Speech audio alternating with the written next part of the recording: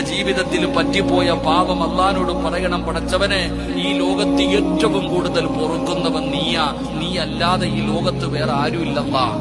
പടച്ചവനെ പറ്റിപ്പോയി റബ്ബേ, സാഹചര്യം, സന്ദർഭം, ഇബ്ലീസ്, നഫ്സ് എല്ലാരും ഞങ്ങളെ കൊണ്ട് ചതിച്ചതല്ല, അല്ലാതെ അല്ലാഹ് ധിക്കാരത്തോടു കൂടി ചെയ്തതല്ല.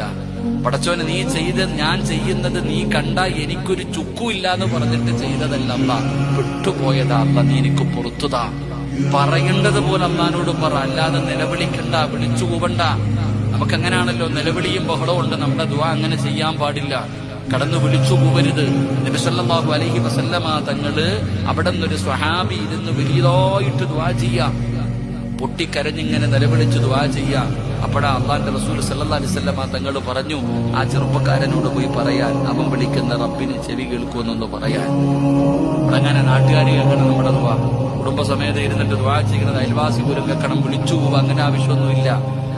പറയുന്നത് ഒരു വാക്കാണെങ്കിലും അതിന് ആത്മാർത്ഥത വേണം, അതിനകത്ത് ഇഖ്ലാസ് വേണം. മണിക്കൂറുകളൊന്നും ദുആ ചെയ്യണ്ട. പറയുന്നത് ഒരു വാക്കാണെങ്കിലും അതിനകത്ത് ഇഖ്ലാസ് ഉണ്ടെങ്കിൽ അത് എന്തിനാ ഒരു അസ്തഗ്ഫിറുല്ലാഹ് പറഞ്ഞാൽ പോരെ? നിന്റെ ജീവിതത്തിൽ പറ്റിപ്പോയ പാപം പൊറുക്കണമെങ്കിൽ ഇഖ്ലാസോടുകൂടി ആത്മാർത്ഥമായിട്ട് ഒരു അസ്തഗ്ഫിറുല്ലാഹ് പറഞ്ഞാൽ മതി. നിന്റെ പാപം മുഴുവനും അല്ലാഹു പുറത്തു തരും. അല്ലാഹു നമുക്ക് ഈമാൻ നൽകുമാറാകട്ടെ.